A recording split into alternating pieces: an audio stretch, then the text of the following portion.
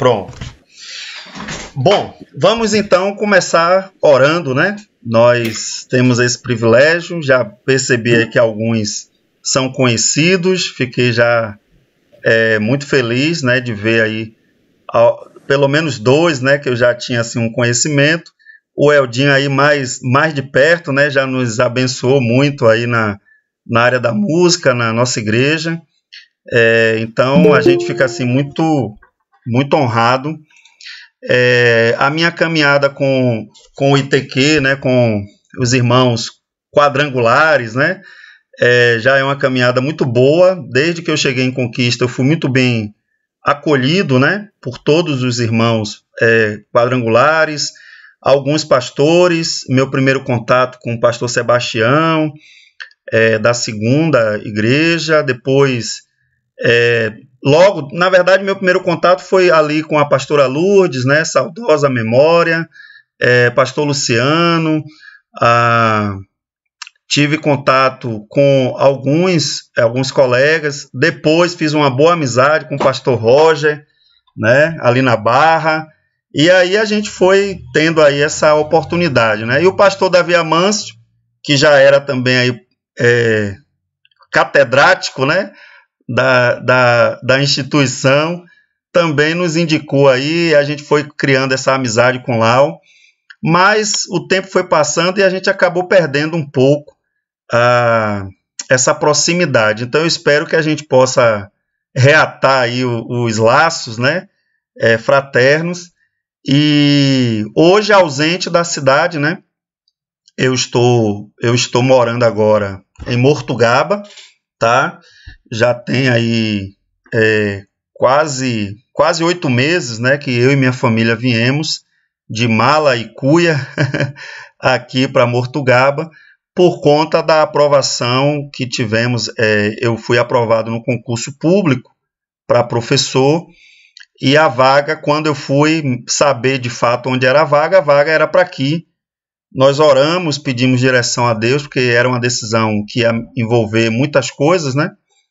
E sentimos paz, entendemos que era necessário, né, assumir essa vaga, e assumimos. Estamos trabalhando aqui na escola, e Deus está nos dando graça aqui. Estamos envolvidos com o ministério.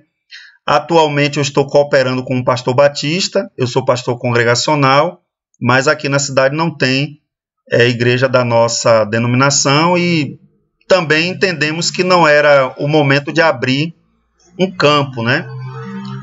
Primeiro, porque não tínhamos uma direção clara de Deus, e segundo, porque também inicialmente não tivemos assim um apoio, né, para fazer essa abertura. Então a gente entendeu que não era o momento de partir para uma decisão como essa. E aí conhecemos um pastor batista aqui da cidade, nos acolheu assim de braços abertos, e a gente tem cooperado com ele, ajudado lá no ministério, até que eu cumpra, né, meu probatório de 3 anos. Aí depois dos 3 anos eu posso pedir transferência, voltando para a Conquista, ou para onde o Senhor assim direcionar, aqui no estado da Bahia. Então ore por nós. Estamos aqui, eu, minha esposa, nossos filhos, e que Deus possa continuar aí dando graça e sabedoria a cada um de nós. Tá bom, queridos? Então nós vamos orar, e logo em seguida a gente vai entrar aí no nosso conteúdo de hoje, tá certo? E aí, na medida que vocês tiverem uma pergunta, pode levantar aí a mãozinha, né? Pode selecionar aí a mãozinha. Eu acho que vocês já estão familiarizados aí com o Google Meet, tá bom? E também, se tiverem alguma pergunta mais objetiva, né, pode também fazer uso aí do chat, tá certo? Então vamos orar. Senhor, nós te louvamos, te agradecemos. Como é bom servir ao Senhor, como é bom ter o privilégio de fazer parte da família do Senhor, como é bom ter recebido dons, talentos, direção do Senhor, uma vocação, Pai, que nós recebemos da parte do Senhor, para servir ao Senhor, para servir aos nossos irmãos, para servir a Tua igreja. Pai, continue sustentando, abençoando, cada um dos amados que aqui estão estudando no Instituto Teológico Quadrangular, que o Senhor possa continuar abençoando a vida de Lau, toda a direção desse seminário, ó Deus, que o Senhor possa honrar a vida de cada um dos teus filhos que tem perseverado nessa missão de formar obreiros para a tua seara. Pai, nós te louvamos porque o Senhor um dia nos chamou e usou vidas para também nos lapidar, nos preparar para a tua seara. E assim, ó Deus, o Senhor também tem nos usado para a tua glória. E nós te pedimos a tua bênção, a tua direção, em nome de Jesus. Amém. Amém. Eu não falei também, mas eu fico muito contente de ver alguns ex-alunos quadrangular, hoje já ordenados aí pastores, né? Servindo a denominação e fazendo bons trabalhos, né? Eu não vou citar aqui muitos nomes, mas um desses nomes que eu tenho assim tido muita alegria é o pastor Marcelino, né? Marcelino aí também da quarta. Continua na quarta, né, pastor Marcelino? Isso mesmo. Sim, que é a Patagônia. Pronto. Maravilha. Então, é uma alegria muito grande ver ex-alunos servindo ao Senhor, servindo com fidelidade. De vez em quando eu pego aí uns videozinhos aí curto aí, né, que eu vejo pregando, trazendo uma palavra que edifica, que abençoa, e saber que eu fiz parte da formação de alguns desses traz assim uma alegria, né? Então é isso. A gente precisa entender qual é a nossa missão, para que nós fomos chamados, e servir a esse Deus assim da melhor maneira possível, em nome de Jesus. Amém? Irmãos, a nossa conversa aqui nas próximas segundas, né? São 5 aulas, vai ser sobre a Epístola aos Hebreus, tá? Eu acredito que vocês, não sei se já estão com os módulos, né? Se já pegaram os módulos, mas o módulo, esse módulo especificamente, ele é muito importante dentro de toda a compreensão do Novo Testamento. Na verdade, se você lê os Evangelhos, lê Hebreus e Romanos, você vai ter toda a visão, praticamente, doutrinária do Novo Testamento, tá? Todas as demais coisas que a gente vai ver nas demais cartas do Novo Testamento, de alguma forma aparece tanto nos Evangelhos quanto em Romanos e em Hebreus. Claro que a gente tem um caso muito específico do Apocalipse, por exemplo, né, que é um livro mais denso,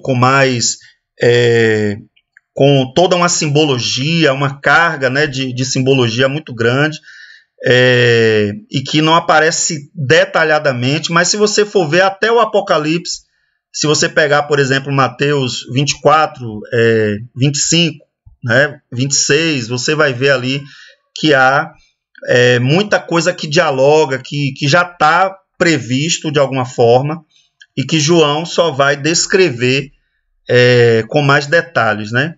Então, Hebreus, ela serve praticamente como uma introdução para entender que Novo Testamento é esse, né? Que Novo Testamento é esse que Cristo, o nosso Salvador, inaugura, tá? Então, é de extrema relevância, é de extrema importância. Eu vou mandar para vocês os slides, tá bom? Para que vocês possam ter acesso. Vou mandar também alguns PDFs, né, de livros que a gente tem aqui, tá? Lembrando que se você puder adquirir os livros, é o melhor caminho, né? A gente poder adquirir, ter o exemplar do livro, mas a gente sabe também que estudar no Brasil não é fácil, então, por vezes, a gente tem que recorrer aos PDFs aí para a gente poder fazer aí pelo menos a gente ter acesso aí a material de boa qualidade, tá bom? Então vamos lá. Eu quero a princípio, depois eu vou falar de avaliação, senão já vai assustando vocês, tá? Eu quero a princípio que a gente possa ter uma visão geral da carta, né? Ou da epístola. Eventualmente vocês vão me ver chamar de carta, em outros momentos epístola. Semanticamente, a gente não tem assim muita diferença, né? Então, carta ou epístola é basicamente a mesma coisa, tá? Agora, teologicamente, normalmente, alguns autores, alguns teólogos vão dizer que as cartas são aquelas que são destinadas a pessoas, tá? Então, por exemplo, quando você tem uma carta direcionada a Tito, a Filemon, a Timóteo, então você está direcionando a uma pessoa, é uma carta.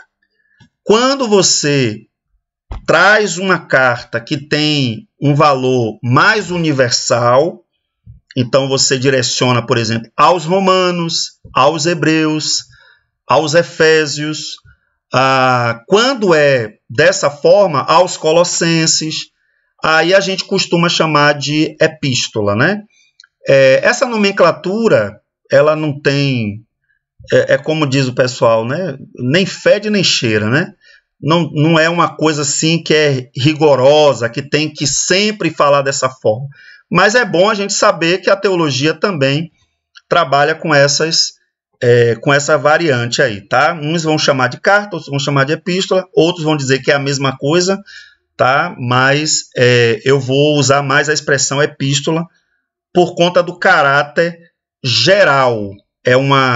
A epístola, ela tem uma característica que ela vai ser conduzida, né? É uma missiva que foi enviada a um grupo e não especificamente a uma pessoa.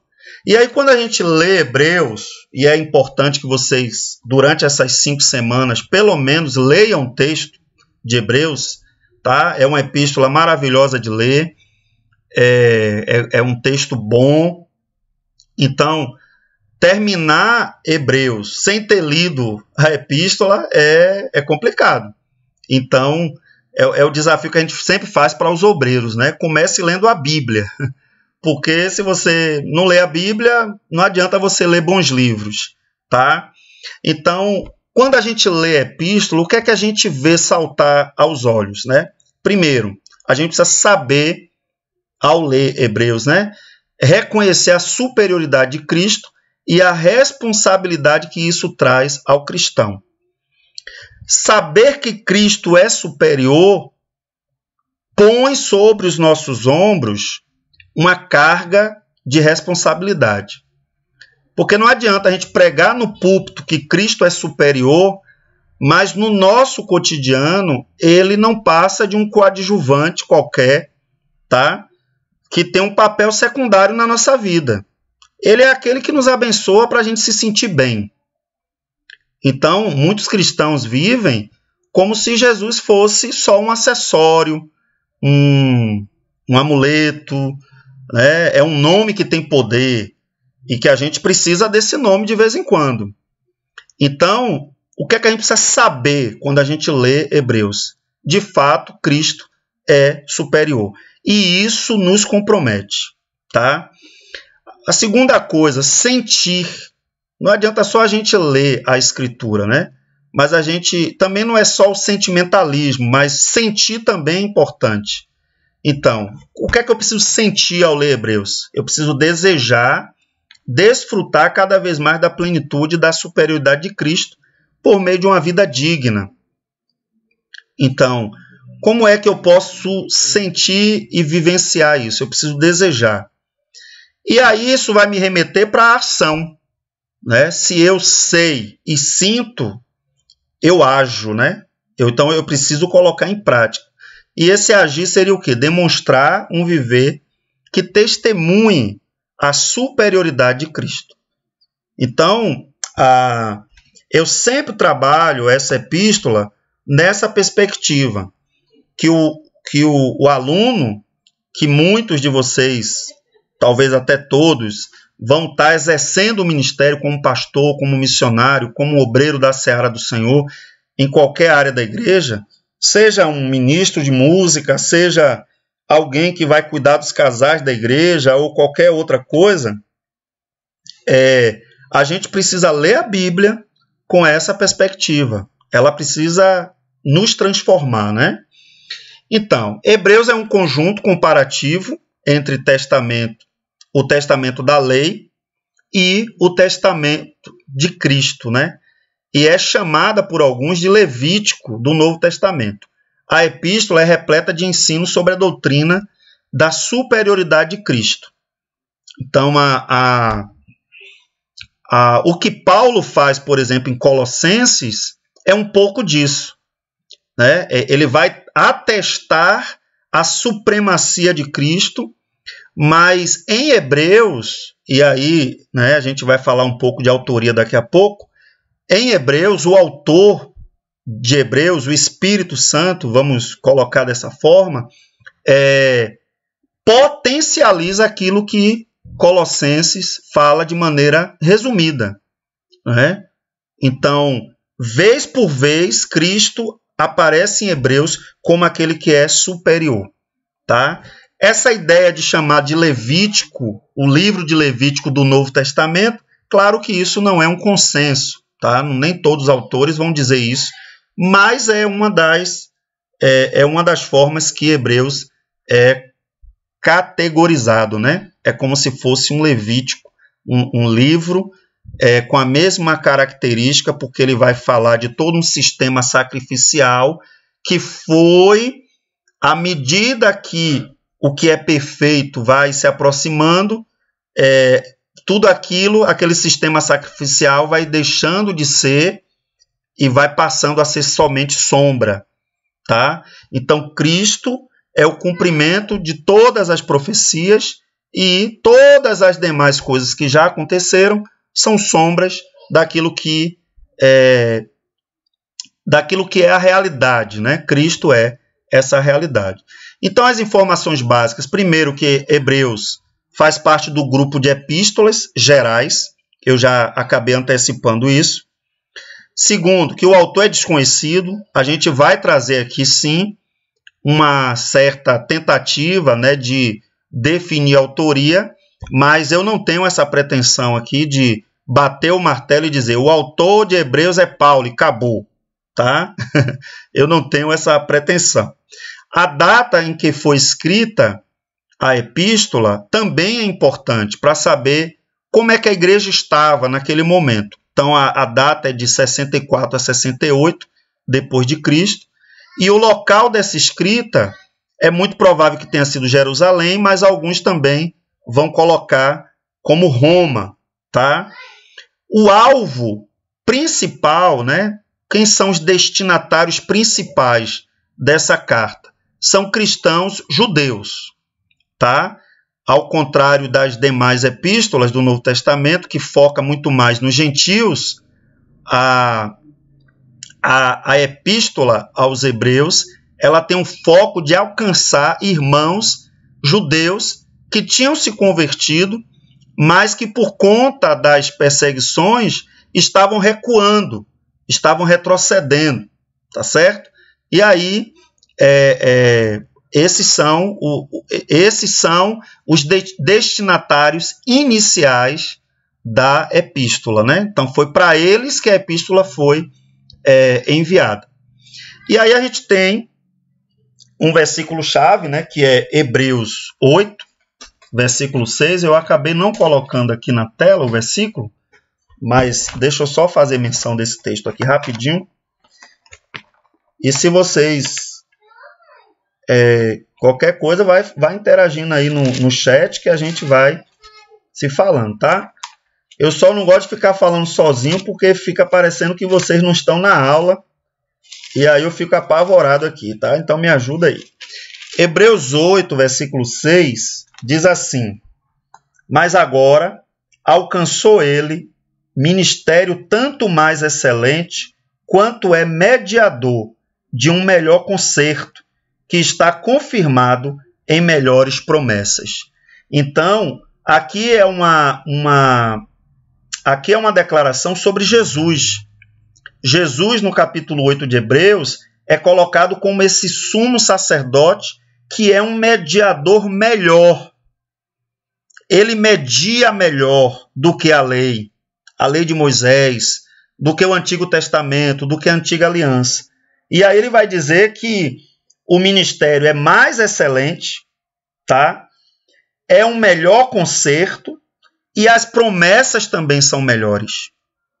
Então, em Cristo, a Epístola aos Hebreus vai dizer justamente isso daí. Por isso que é considerado um versículo-chave, porque sintetiza, né? Resume bem o que foi dito, o que é dito em toda a epístola, tá bom? E a expressão-chave eu já antecipei também. A expressão-chave seria o quê? É aquela expressão que ela define tudo o que é dito na epístola durante o tempo todo. Do início ao fim, a gente vai ver que a insistência do Espírito Santo com aqueles irmãos é que eles parassem de olhar para Moisés, para as sombras da lei e definitivamente focassem em Jesus Cristo. Tá bom? Então, eu considero que é uma epístola fundamental. Hebreus e Gálatas, hoje, para os nossos dias, é fundamental. Sobretudo com líderes, pastores, pregadores que insistem, né? Insistem em querer trazer o peso da lei para os ombros dos seus filhos na fé, né? Então, hoje a gente vê aí muita gente querendo trazer toda a carga do Antigo Testamento como um peso sobre os ombros dos cristãos. E isso é um perigo. E se a gente lê Gálatas e Hebreus com o olhar atento, né, a gente vai se livrar dessas amarras em nome de Jesus, né? Gente, até aqui tá tranquilo? Se eu falar qualquer coisa, qualquer palavra que não ficar claro, pelo amor de Deus, não deixe passar batido não, tá? Coloca no chat que eu explico de novo, falo de uma outra forma, porque o importante é a gente interagir, mas também o mais importante é a gente aprender. Porque aprender errado é pior do que não aprender. Eu prefiro que a gente não saiba, porque aprender errado é terrível. Mas vamos lá. Então, a gente tem uma visão aqui panorâmica. Do capítulo 1 ao 4, o que é que a gente vê? A gente vê a majestade de Cristo. Então, do capítulo 1 ao 4, Cristo ele vai ser apresentado como superior, a superioridade de Cristo. Do capítulo 5 ao 10, a gente vai ver a superioridade da obra de Cristo, tá? Então, aí já não é só a pessoa dele, mas a sua obra. E aí a gente vai focar muito mais no ministério. E Hebreus 11, 12 e 13, esses 3 capítulos finais, eles vão tratar da superioridade da vida em Cristo. Aí já fala dos ministros, dos servos, porque ministro, a palavra ministro, é aquele que é servo, aquele que está a serviço, tá? Não eles não estão sendo servidos, né? Infelizmente, hoje, ministro se tornou sinônimo de alguém que está sendo servido o tempo todo. E, na verdade, a ideia bíblica não é essa, tá? E aí, tudo isso é atravessado pela mensagem central da epístola, que é a supremacia de Cristo. Então, Cristo ele é supremo, plenamente supremo. Aí a gente tem, em uma única sentença, o que é que a gente poderia resumir Hebreus? Você vai começar uma pregação em Hebreus, você diz, gente, em resumo, Hebreus anuncia a supremacia de Jesus Cristo como rei, sacerdote e filho de Deus. Então, em uma sentença, Hebreus é isso.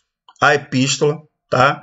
Ela anuncia a supremacia de Jesus Cristo como rei, sacerdote e filho de Deus. Eu lembro que a primeira vez que eu ministrei essa disciplina, no ITQ, isso deve ter uns 8 anos, eu acho, não lembro exatamente, eu estava pregando, foi coincidência mesmo, né? Ou foi uma deucidência, né? Eu estava pregando em Hebreus, E naquela época eu passei, se eu não me engano, foram 9 ou 10 meses pregando só em Hebreus. Só em Hebreus. Então foi uma experiência assim, extraordinária, porque é uma palavra que conforta, que consola, que traz a gente para perto de Cristo, que nos fundamenta. E eu lembro que cada mensagem que eu terminava, alguns irmãos me procuravam e falavam assim de como é bom conhecer, se aprofundar em determinadas coisas que a Bíblia traz para a gente, né? Então, pregar expositivamente é bom demais. Claro que você não precisa ficar só nisso, né? Quando eu digo assim, eu passei 9, 10 meses pregando em Hebreus, fica parecendo que não se falava de outra coisa na igreja. Não. Isso era nos domingos. No culto de domingo eu fazia a exposição de Hebreus. Na quarta-feira, na sexta-feira, aí alguns irmãos pregavam na igreja. Na sexta-feira eu gosto sempre de deixar os irmãos também pregarem nos cultos de oração e tal, sempre traz uma palavra. Cultos doutrinários já trazia também um outro ensinamento, uma outra pegada da Bíblia, então não fica uma coisa cansativa, tá? Mas Hebreus tem essa capacidade, né? Na verdade, toda a Bíblia tem, mas aqui, como a gente está falando de Hebreus, eu vou puxar a sardinha para Hebreus mesmo, porque o livro em si, a epístola em si tem essa capacidade, principalmente numa igreja que esteja sofrendo, os membros estão sofrendo por determinadas situações. Quem é que não tem hoje os seus perrengues da vida, né? E aí você vai mostrando como o Espírito Santo foi aconselhando aqueles irmãos para ficarem firmes em Jesus. Então, é uma epístola assim que eu tenho um carinho, um xodó muito grande. Sempre que eu sou convidado para pregar, eu peço, claro, direção a Deus, né? Mas tem hora que você pede uma direção e você fica se pensando, meu Deus, eu vou pregar sobre o que e tal. Hebreus, né? Vai de Hebreus que a chance de ser uma bênção e edificar, consolar, exortar, pode ter certeza que vai ser muito, muito útil, né? Para o contexto que a igreja vive hoje. Então, o contexto de Hebreus é uma epístola que é direcionada a um grupo de hebreus, tá? Por isso que leva esse nome. Eram judeus convertidos que passavam por perseguição por causa da fé. Então, o contexto geral da epístola é esse. E a gente vai ver detalhadamente depois, né, o que é que estava acontecendo com esses crentes. Com o acirramento da perseguição, muitos desertaram, provavelmente voltando para o judaísmo. Assim, a epístola é escrita para afirmar a doutrina cristã. Afirmar a doutrina cristã a partir da lei e estimular aqueles convertidos a permanecerem ao lado de Cristo. Então, o contexto geral da epístola é esse aí, tá bom? Mas eu não vou esmiuçar isso aqui agora, porque a gente vai fazer durante as aulas. A ideia hoje aqui é a gente ter a visão do todo primeiro, e depois a gente partir para as particularidades, né? Os pormenores do texto. A autoria. Esta epístola não apresenta o nome do escritor.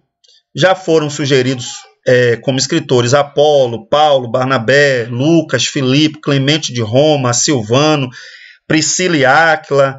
É provável que o autor seja de origem judaica, né, pois era exímio conhecedor do Antigo Testamento e da cultura também helenista, uma vez que dominava bem o grego. E conhecia muito bem a Septuaginta, né, versão grega do Antigo Testamento. Ora, alguém que era muito familiarizado com isso, Paulo, tá? Mas não era só Paulo, tá? Se a gente for pegar, por exemplo, Apolo, que era alguém que se sobressaía em sabedoria diante dos irmãos e era exímio conhecedor do Antigo Testamento, então a gente vai ver que existe uma série de possibilidades. Tem um teólogo, que eu não lembro agora exatamente o nome, mas ele foi perguntado numa entrevista, e ele disse assim, só Deus sabe. Só Deus sabe, e a gente fica muito satisfeito de entender que toda a Bíblia ela é, por excelência, de autoria do Espírito Santo. Tá? Os autores humanos são importantes saber quem são. Para quê? Para que a gente possa saber mais ou menos quando foi escrita, em que contexto. Isso facilita, né? Quando a gente sabe quem é o autor humano. Mas isso não é imprescindível, né? Para a interpretação do texto, uma vez que toda a Bíblia é inspirada pelo Espírito Santo. Então, Hebreus para hoje, mesmo sem saber o nome do autor, a epístola deixa claro quanto ele se empenhava em conhecer a palavra de Deus. E aí a pergunta para a gente, né? Quanto você tem se esforçado para isso? Qual é o nosso esforço para conhecer de fato o Deus que a Bíblia revela? Porque, irmão, se a gente não conhecer o Deus que a Bíblia revela, a gente corre o risco de se apaixonar por um Deus que criamos com a nossa própria cabeça. E isso é um dos maiores perigos para qualquer líder, para qualquer pregador. É ele ter um vislumbre, né, de um Deus criado por si mesmo, né? Uma vez que não é o Deus que a Bíblia revela, com certeza não é o Deus verdadeiro. Se a pessoa está pregando, falando de um Deus que ela não conhece pela Escritura, ela está simplesmente pregando um Deus criado por ela mesma. E aí vira um vale tudo, né?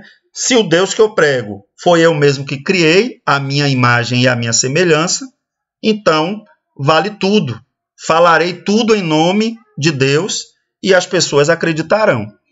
Então isso é um perigo. A gente precisa conhecer a Deus pela Escritura. Pela Escritura. Caso contrário, o risco, volto a dizer, de estarmos falando de um outro Deus é muito grande, né? A superioridade de Cristo. O tema geral da epístola é a supremacia de Cristo, já foi dito isso, e aí a gente vai ver aqui um pouco sobre isso, né? Então, a superioridade de Cristo. Tudo isso aqui a gente vai ver mais detalhadamente. Eu só estou dando a visão panorâmica, porque para mim isso é uma coisa que me ajuda. Eu preciso ter a visão do todo primeiro, para depois ir para os pormenores, tá bom? Se você aprende de outra forma, aprende melhor de outra forma, aí você vai ter material em abundância aí, né, para você ir fazendo seu jeito, né, de aprender melhor a epístola. Tá certo? Então, a superioridade de Cristo. Cristo é superior aos profetas, tá? Em sua natureza. Aí a gente vai ver isso em Hebreus capítulo 1, do 1 ao 3. Cristo é superior aos anjos, em sua natureza, em sua humilhação e glória, e em seu propósito, tá? Cristo é superior a Moisés. Isso tudo está em Hebreus, e a gente vai ver como eu já falei. Depois, Cristo é superior no sacerdócio, em suas qualificações, em sua ordem, a ordem de Melquisedeque, que é uma ordem superior à ordem de Levi, tá? Que é o sacerdote que vai fazer com que todo o Antigo Testamento, os sacerdotes vão sendo da linhagem de Levi, mas aí Cristo é colocado como aquele que vem da ordem de Melquisedeque. Cristo é superior em sua aliança, em sua natureza, em seu ministério, em sua dimensão. Então, a aliança que ele faz, a aliança dele é superior. Cristo é superior no sacrifício. Então, ele como Senhor e sumo sacerdote da nossa confissão, ele é superior no sacrifício. Porque o sacrifício dele foi de uma vez por todas. Tá? Então, ele é colocado na epístola nesses termos. Tá? Ele é superior da vida. Então, Hebreus vai mostrar que fé, amor e esperança, que são as 3 virtudes cristãs, você pode pegar as epístolas de Paulo, que essas 3 virtudes elas vão estar aparecendo o tempo todo. Quais são as 3 virtudes que o crente tem que desenvolver diariamente? Fé, amor e esperança. Fé, e amor e esperança. Então, por que a gente tem isso? Porque quem viveu plenamente dessa maneira foi Cristo. Não tem ninguém que viveu mais em fé, mais em amor e mais em esperança do que Cristo. Então, ele é superior também no que diz respeito à vida, não só no conhecimento, no intelecto, na capacidade de trazer um ensinamento mais profundo. Senão a gente vira gnóstico, né? A gente começa a dizer, olha, tem um conhecimento aí escondido, tem uma coisa mais profunda que você ainda não descobriu. Então eu fico preocupado quando o cara diz assim, irmãos, hoje o que eu vou pregar aqui você nunca ouviu. A vontade que eu tenho é levantar e ir para casa, porque com 2000 anos de cristianismo, o camarada dizer que ele vai pregar uma coisa nova que ninguém nunca ouviu, eu já fico com medo. Eu não duvido, né? Ele pode até trazer uma coisa nova, né? Mas o perigo está aí, certo? Existe um perigo iminente quando a pessoa diz que vai trazer um conhecimento que ninguém, né? Nem Paulo, nem Pedro, ninguém conseguiu chegar. Então é como se existisse um conhecimento que seja mais profundo do que o próprio Cristo, que é o Verbo que se fez carne e habitou entre nós, e vimos a sua glória, cheio de graça, de formosura. Cristo é o maior de todos os conhecimentos, e ele está revelado. Ele não quis se esconder. Então, alguém que supostamente, por causa de uma oração, por causa de um tempo de jejum, descobriu algo, né, que ninguém nunca trouxe, eu já fico, confesso para vocês, já fico com medo, tá? Então, Hebreus para hoje. A superioridade de Cristo deve nos estimular à maturidade cristã. Desconfie cada vez mais de si mesmo e confie plenamente em Cristo. Desista de confiar em você mesmo. Isso serve para o ministério, isso serve para a vida familiar, isso serve para todas as áreas da sua vida. Quanto mais confiar em si mesmo, é preocupante, tá? Hoje, na era do coach, né? Os coaches estão aí até nos púlpitos das igrejas. É perigoso a gente ficar dizendo que as pessoas precisam confiar em si mesmo, tá? Aqui eu não estou falando de autoconfiança no sentido de crer que você é capaz de fazer determinadas coisas. Eu não estou falando disso, tá? É claro que a gente precisa ter uma autoconfiança nas coisas que a gente vai fazer. Isso aí é uma coisa que é básica para a vida, né? Mas isso não pode ser o nosso carro-chefe, né? Isso não pode guiar nossas vidas. Ah, não, confie em você, ouça a voz do seu coração. Esse tipo de fala cai por terra com meia hora de leitura bíblica, tá? Porque a gente sabe que a Bíblia vai nos colocar no nosso devido lugar. É o lugar de dependência, é o lugar da oração, é saber que não somos suficientes, mas o que Cristo faz é suficiente. Tá bom, queridos? Aí a gente tem algumas exortações fortes na epístola, né? Ele faz pelo menos 6 exortações claras com vista ao aperfeiçoamento de seus leitores. Baseado no livro Foco e Desenvolvimento do Novo Testamento, citamos cada exortação apresentando a síntese, né? Então, eu posso trazer isso aqui para vocês depois, mas eu preciso adiantar um pouco aqui, tá? Aí a gente tem a Galeria da Fé, que está lá em Hebreus 11, que é uma coisa que é batido bastante, tá? E aí a gente tem esse autor, né, que nos fornece uma bela conclusão dessa epístola. No cristianismo, portanto, o mundo deve reconhecer a religião definitiva. Judeus e gentios devotos de todos os credos e filosofias verão suas diferenças reconciliadas nesta nova mensagem que reúne em si todas as mensagens enviadas por Deus. Assim sendo, a epístola toma forma de uma demonstração do valor absoluto do cristianismo. Tá? O que é que quer dizer isso aqui? A epístola aos Hebreus é como se fosse um esclarecimento para os judeus, dizendo o seguinte: olha, desistam de qualquer sistema que exclua a Cristo.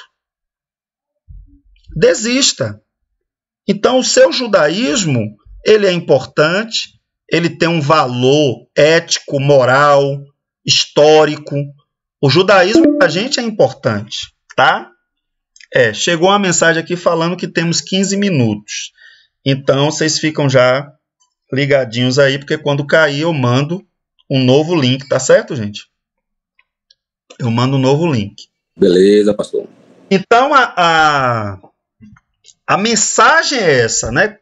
O que Cristo fez foi suficientemente para a nossa vida com Deus.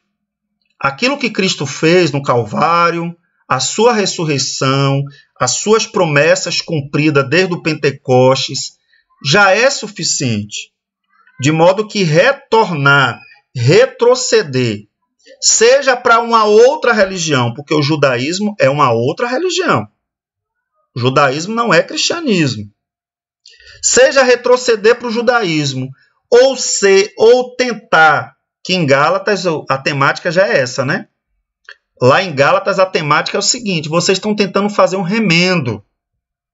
Vocês estão tentando trazer inovações para dentro do judaísmo. Cristianismo não é isso. Cristianismo não é isso. Então a decisão precisa ser tomada, né? Quem é que eu estou servindo de fato? Então, nesse primeiro momento, eu tentei fazer aqui esse panorama. Tá bom? Aí agora a gente vai entrar aqui, efetivamente, nos pormenores. A gente vai começar pela autoria. Mas antes disso, eu preciso ouvi-los, porque senão eu vou botar falta em todo mundo aqui, porque só está aqui o David, né? Eu por aqui, pastor. Olha aí, o Jim responde. Que bênção, pronto. Vocês querem fazer alguma pergunta dessa primeira parte? Também, se eu estiver indo rápido demais, se tiver um negócio assim muito... Tá, gente? Vocês vão me situando aí. Vai lá, Eudinho.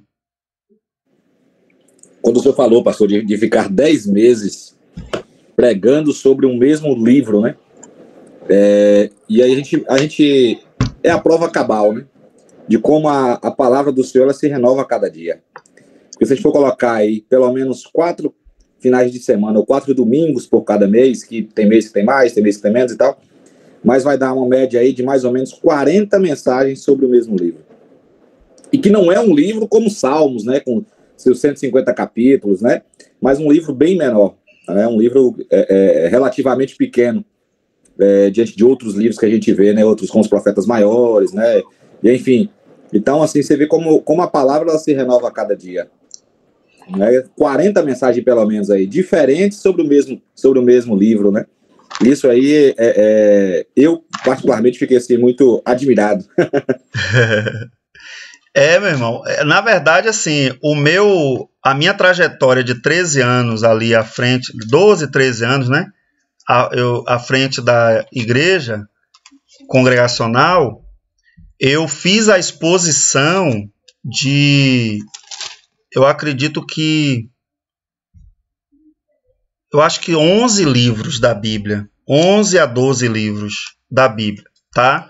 Livros inteiros, certo? A maioria deles no Novo Testamento. Então, assim, a igreja já estava bem acostumada, né? Agora, é óbvio, né, que você tem que fazer a coisa de um jeito que também não fique cansativo. Por isso que eu falei, a gente pegava o culto de domingo, né, justamente para isso. Aí você vai dizer assim, mas é um culto que tem visitante, é um culto...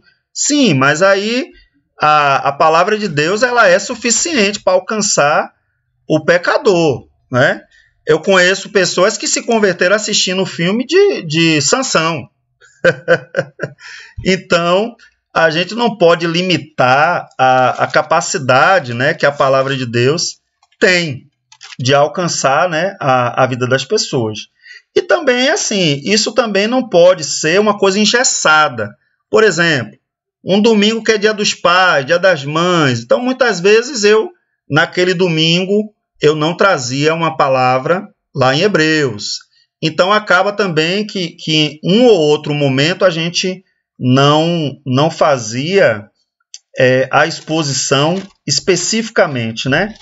Mas eu estou tentando lembrar aqui um versículo. Deixa eu ver se foi no capítulo 2. Foi no capítulo 2. Eu levei, no capítulo 1, eu acho que eu levei uns 4 domingos, mais ou menos. Quando eu cheguei nesse capítulo 2 aqui, eu parei no versículo 1 de um jeito, eu falei, gente, só esse versículo 1 aqui é uma mensagem, eu não tenho como fazer uma mensagem com mais de um versículo. Aí eu lembro que teve um diácono da igreja que falou assim, pastor, quando o senhor disse que ia pregar em cima de um versículo só, aí eu falei, não, o pastor não vai dar conta não, porque você falar 30, 40 minutos, né? Às vezes eu me empolgava aí até mais tempo, num versículo só. Mas quando você lê um texto desse aqui, Hebreus 2:1, portanto convém-nos atentar com mais diligência para as coisas que já temos ouvido, para que em tempo algum nos desviemos dela. Só a divisão natural do versículo aqui, você já tem quatro tópicos para falar, né? Por exemplo, quando diz aqui, convém atentar. Então, a importância da prontidão que o crente deve ter para com a palavra de Deus, né? Aí depois vem, com mais diligência, porque não adianta só atentar de forma distraída. Então, o que seria essa diligência? O que é que a Bíblia fala sobre diligência? Aí, quando você vai entrar nisso, meu amigo, você tem mensagem aqui, né? Você tem uma mensagem. Aí eu falei, eu não posso avançar. Então, acaba sendo uma coisa mais exaustiva, né? Eu só estou dando um exemplo só para explicar por que levou assim, né? Esse tempo, né? Esse tempo todo. Mais alguém? Se manifeste agora ou... Vamos seguir. Então, o Russell Champlin, eu não sei se vocês têm já tiveram algum contato com Champlin. Champlin, ele é um enciclopedista, né? Aquela enciclopédia gigante, não sei quantos volumes, que aparece aí na estante de muitos pregadores famosos, né? Aquilo ali é a enciclopédia de Champlin. Ele dedica quase 4 páginas da sua enciclopédia. E a enciclopédia de Champlin é grande, né? O livro é grande. Então, ele dedica quase 4 páginas só para explicar a autoria, né? Só para explicar a autoria. Aqui eu não peguei um texto de Champlin, eu peguei um comentário breve de Halley, que é um outro autor, que ele tem aquele, eu acho que é manual de Halley, que é o manual bíblico, né? Ele faz ali uma visão geral. Para quem nunca teve assim, uma visão panorâmica da Bíblia toda, eu aconselho primeiro ler a Bíblia toda, né?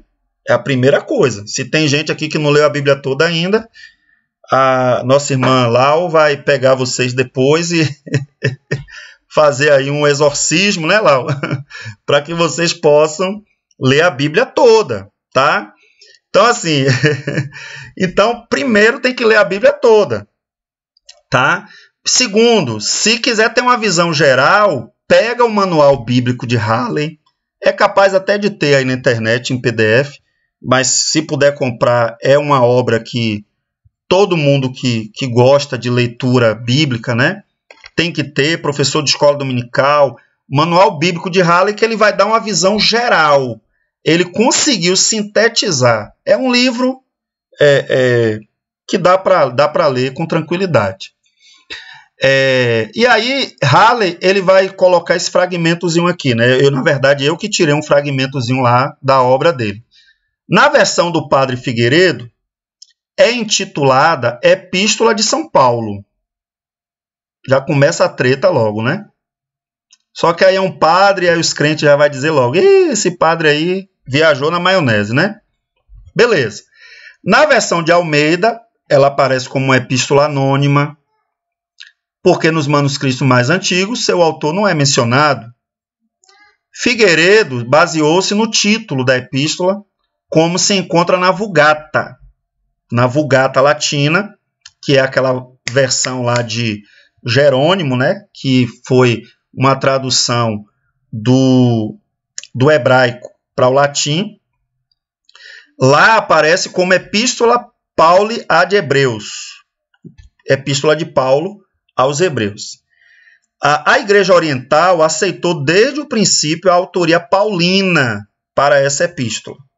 Então, entre os orientais, por exemplo, a Igreja Ortodoxa Russa, né, que é uma igreja que é católica, mas é um catolicismo um pouco diferente, sempre aceitou a epístola aos Hebreus como autoria paulina. Tá? Só no quarto século a Igreja Ocidental aceitou como obra de Paulo.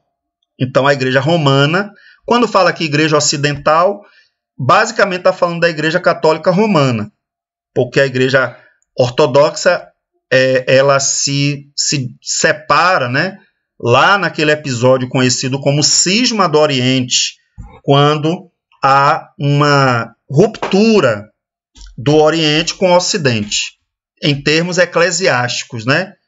O Oriente passou a adotar o patriarcado, então eles, até hoje, né, chamam o seu líder máximo de patriarca. A Igreja Ortodoxa, tá? Ela tem como seu líder supremo um patriarca. E a Igreja Ocidental Romana adotou desde sempre a expressão Papa, né? Que é o título máximo do líder dessa igreja. Então, na Igreja Ocidental, aceitou como obra de Paulo. Eusébio, que é um escritor antigo, né, considerava Paulo seu autor. Tertuliano, que é um outro teólogo também das antigas, né, inclusive, se eu não me engano, Tertuliano ele é considerado como pai da igreja, né? Os pais da igreja são aqueles que tiveram contato mais imediato, mais próximo com os apóstolos. São grandes escritores, né, que tiveram contato mais próximo com os apóstolos.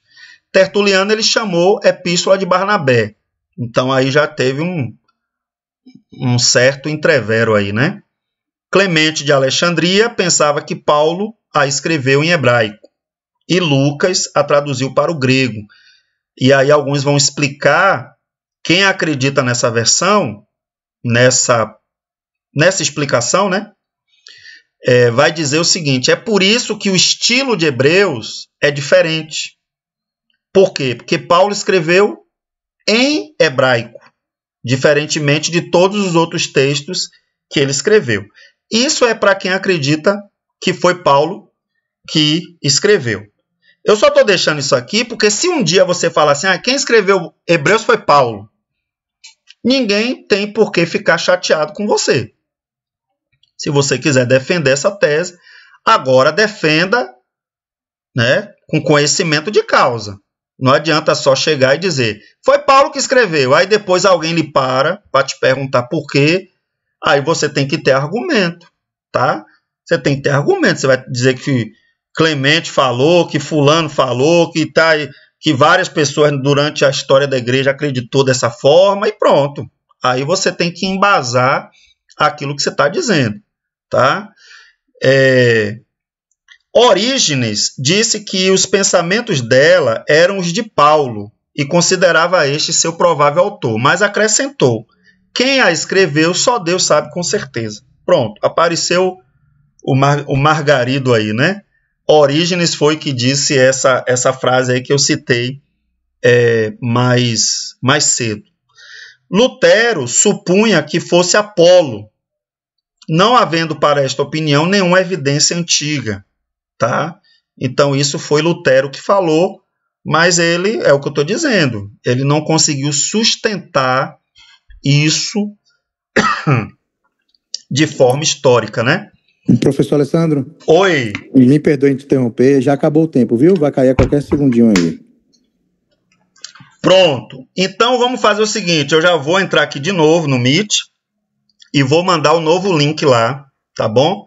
E na medida que vocês forem entrando, eu vou já fechando aqui, tá? Pronto. Meet, nova reunião instantânea.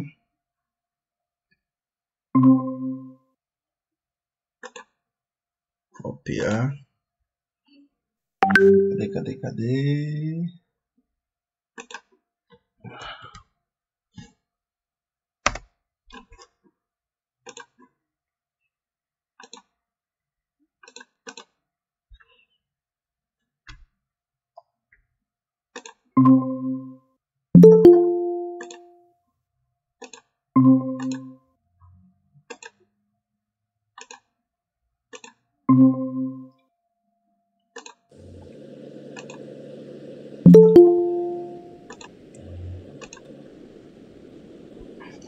Oi, amigos da Rede Globo, estamos de volta. Aí, rapaz, o negócio é forte aí, viu? Pronto.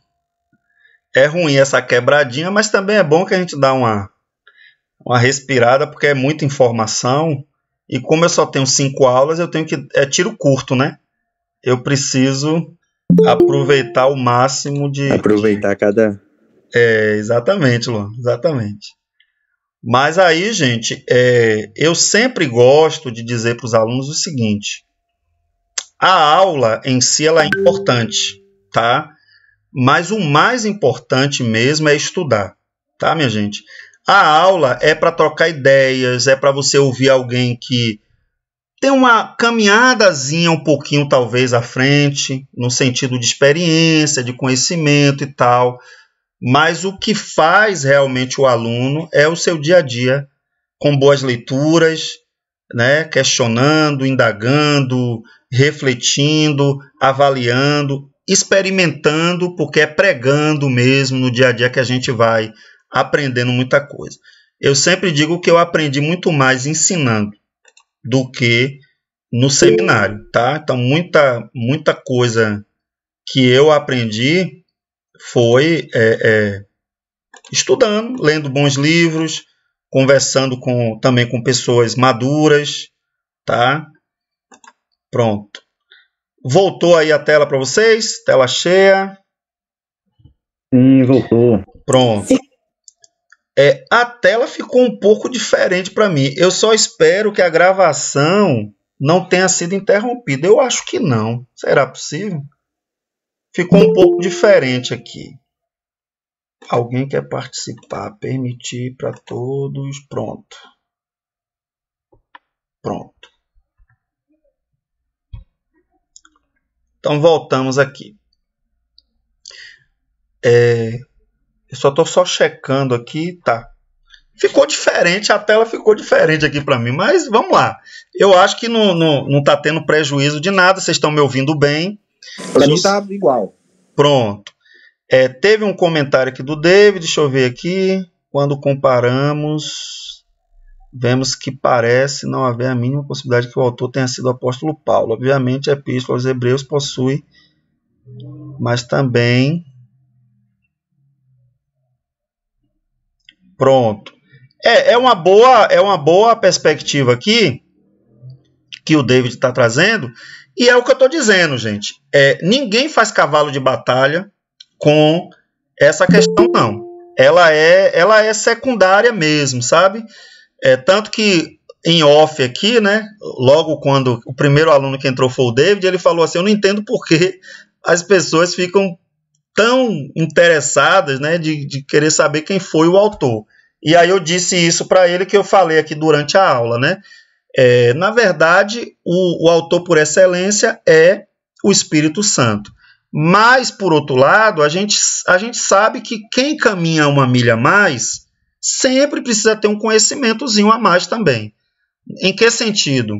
Porque às vezes a pessoa pergunta, é um novo crente que tem uma curiosidade, é um irmão da igreja que já está mais maduro e que assistiu um vídeo lá que o cara fez uma crítica. Hoje em dia a gente acaba tendo que responder a uma série de questões que talvez os pastores mais antigos, né, nem precisavam se preocupar e ficar respondendo esse tipo de coisa, né? Mas é isso. Eu parei aonde aqui? Eu parei na questão de Lutero, né? Hansey sugere o nome de Filipe, Harnack, Rendel, Erres, né? Deixa eu permitir aqui. Pronto. Eles sugerem Priscila, né? Prisca aqui seria Priscila. Alguns a atribuem a Lucas, ou Silas, ou Clemente de Roma. Ferrar Fenton pensa que somente Paulo podia escrevê-la e que o fez, originalmente em hebraico, mandando alguns de seus auxiliares traduzi-la para o grego. Em geral, a opinião tradicional e multissecular ainda hoje, largamente admitida, é a favor de Paulo. Tá? Então, o que eu disse para vocês aqui, reitero, reafirmo, né? Se você um dia disser que foi Paulo que escreveu, você não é doido, porque, além de você, muitas outras pessoas acreditaram assim. Porém, volto a dizer, isso não deve ser usado como vaidade, né? E tal. Aí a gente vai ter que buscar as evidências, principalmente as evidências internas, que existem pouquíssimas evidências internas no texto. Sobretudo quando a gente falar um pouco mais adiante, quando você pega, por exemplo, o capítulo 13, né? Capítulo 13 deixa eu só confirmar aqui, porque tem hora que eu esqueço esses detalhes, né? Mas tem pessoas que colocam em xeque algumas coisas que são escritas em Hebreus, justamente pela a diferença de estilo, tá? Muda vocabulário de uma hora para outra, o estilo também parece que é alterado, e aí é algo que nas epístolas de Paulo você não vê isso. Você vê nas epístolas de Paulo, do início ao fim, muita clareza. E até quando não é ele que escreve, porque há casos assim, né? Se eu não me engano, Romanos, por exemplo, você vai ver que Paulo deixa evidência interna. O que é uma evidência interna? No próprio texto existe uma evidência de quem é que está escrevendo aquilo ali. Tá? Uma evidência externa seria o quê? Seria algum historiador, algum intérprete antigo que disse que era de tal forma, e aí a gente acaba aceitando. Por quê? Porque é uma pessoa que estava muito próxima do texto bíblico. Tá? Por exemplo, quando você pega aqui Clemente de Alexandria pensava que Paulo escreveu. Você não está falando de qualquer um, você está falando de um homem que estava muito próximo daquele momento histórico em que a epístola foi escrita. Então aí você não pode dizer que a fala dele é inútil, é desprezível. Não é, porque é alguém, mas isso é evidência externa, que não tem a última palavra, né? Não tem a última palavra. Tá bom, minha gente? Sigamos. Então, a favor de Paulo, nós temos o quê? Os papiros antigos, tá? Nós temos Hebreus 13, 23, que diz... Só que aí vai ter gente que vai dizer, mas Hebreus 13, esse último capítulo aí foi um anexo, né? Tem gente que vai dizer isso. Porque há evidências de que o capítulo 13 ele foi colocado depois. Originalmente não existia essa parte final da epístola, tá? Isso daí, historicamente, é comprovado, tá? Não significa dizer que não é inspirado, que tem gente que entra nessa paranoia, né? Ah, colocaram depois, então esse capítulo não é inspirado. Não. Que é isso? O Espírito Santo ele agiu soberanamente e conduziu esse processo, tá? O Espírito Santo não é espírito de confusão. Então, Hebreus 13, 23 diz assim: sabei que já está solto o irmão Timóteo, com o qual, se vier depressa, vos verei. E a gente sabe que nessa época Timóteo ele era um dos principais auxiliares de Paulo. Então, isso seria uma evidência a favor, tá? Por outro lado, contra tem muita coisa, como eu já falei. Por exemplo, não tem saudação, algo que não existe em nenhuma outra carta de Paulo. Todas as cartas de Paulo começam com saudação. Então, poxa, será que ele mudou completamente o estilo dele? Só para escrever Hebreus? Ah, mas é porque ele escreveu para os hebreus, então ele tinha uma familiaridade maior. Essa coisa de saudação no Antigo Testamento não existe.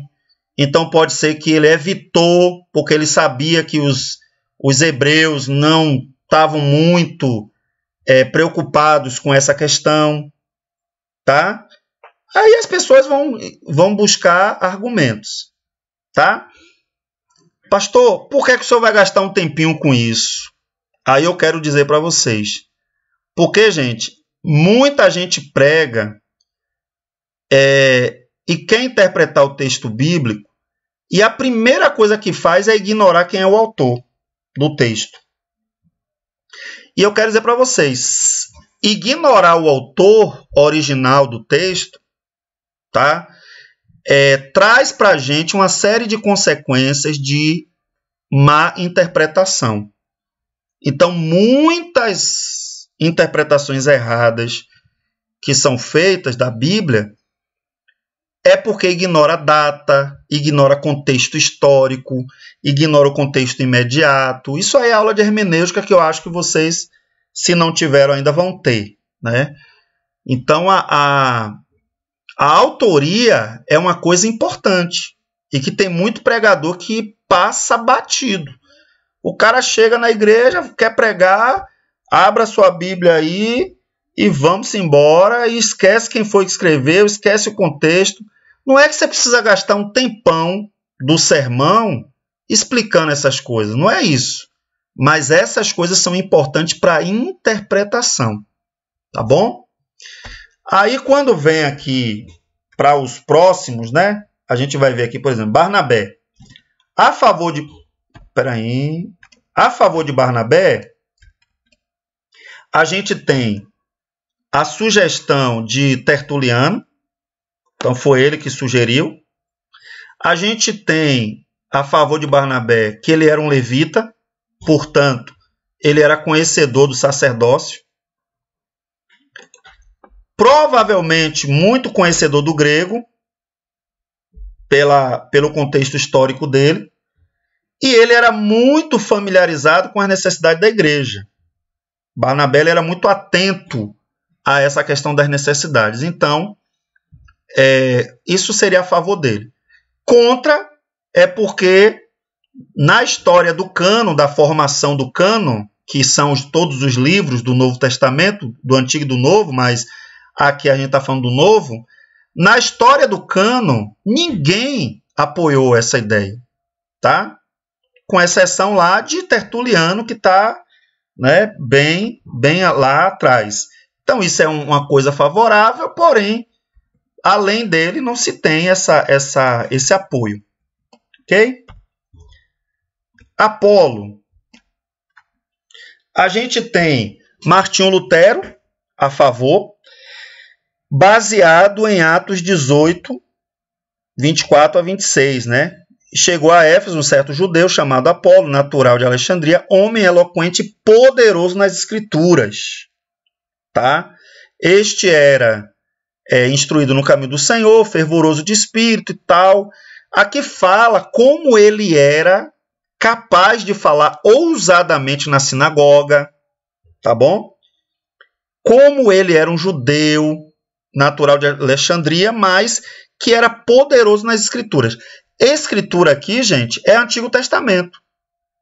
Porque naquele contexto de Atos 18 não tinha ainda o Novo Testamento escrito. Tá? Então, Apolo, ele era muito conhecedor do Antigo Testamento. Então, por isso que as pessoas consideram que ele é um possível autor. Contra Apolo é que não existe evidência histórica que prove, tá? E Clemente de Alexandria, que é de onde Apolo sai, né? Ele vai dizer que foi Paulo. Porque se tivesse sido Apolo, o Clemente de Alexandria saberia. Isso aí é uma questão que é uma evidência histórica, né?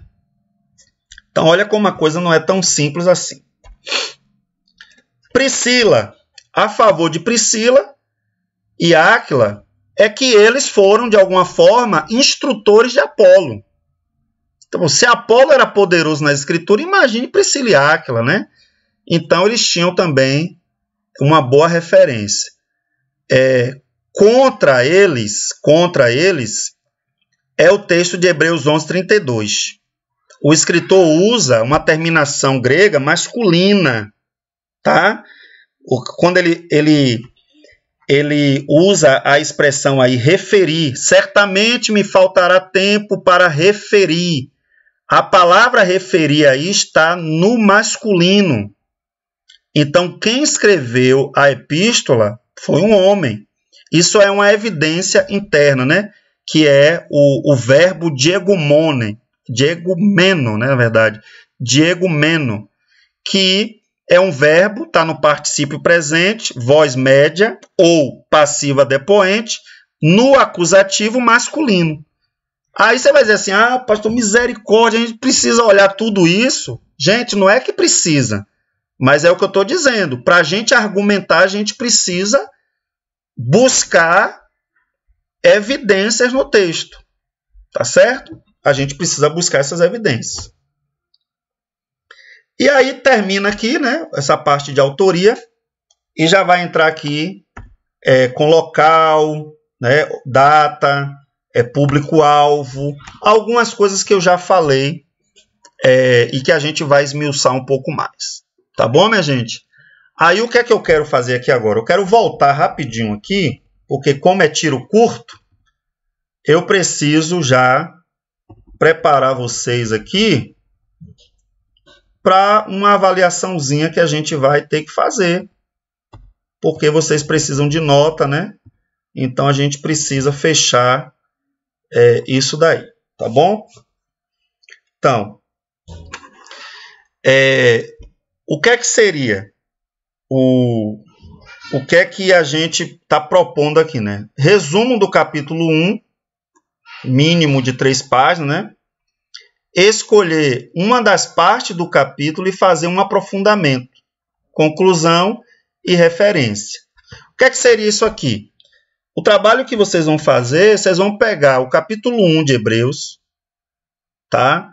Mínimo de 3 páginas aqui, gente, é o trabalho todo, tá? Não é o resumo do capítulo 1, não. É que ficou estranho ali, né? O trabalho todo tem que ter no mínimo 3 páginas, certo? Então, vocês vão fazer um resumo do capítulo 1, explicando com suas próprias palavras, resumindo ali o que é que está. Vou mandar tudo. Eu só não garanto mandar agora no final da aula, porque eu vou sair correndo aqui agora para dar aula no colégio. Porque é o único dia que eu dou aula à noite, é justamente na segunda, tá? Então, acabou que coincidiu aí meus horários com o de vocês também, mas tudo bem, tá? E aí, eu quero dizer para vocês, qualquer dúvida, eu estou à disposição a semana toda. Às vezes eu demoro um pouco de responder, porque eu estou dando aula, estou fazendo alguma coisa, mas eu respondo, eu sempre respondo no mesmo dia. A não ser que aconteça alguma coisa, fique sem internet, o celular dê um pane, alguma coisa, Mas assim, aí a gente vai se falando, trocando figurinhas. Se quiser tirar alguma dúvida, eu também gravo um áudio. Eu já gosto de mandar áudio, viu? Então, os meus áudios às vezes são podcast, mas se precisar uma explicação, qualquer coisa, eu vou estar à disposição de vocês. Tá bom? Aí vocês vão escolher uma parte do capítulo 1 e vai fazer um aprofundamento. A gente vai entrar no capítulo 1 semana que vem, e aí vocês vão ver que o capítulo 1 tem muita coisa que dá para fazer um aprofundamento ali. Aí vocês vão fazer uma pesquisa, aprofundar um pouco e entregar o trabalho de vocês com louvor. Ok, meu povo?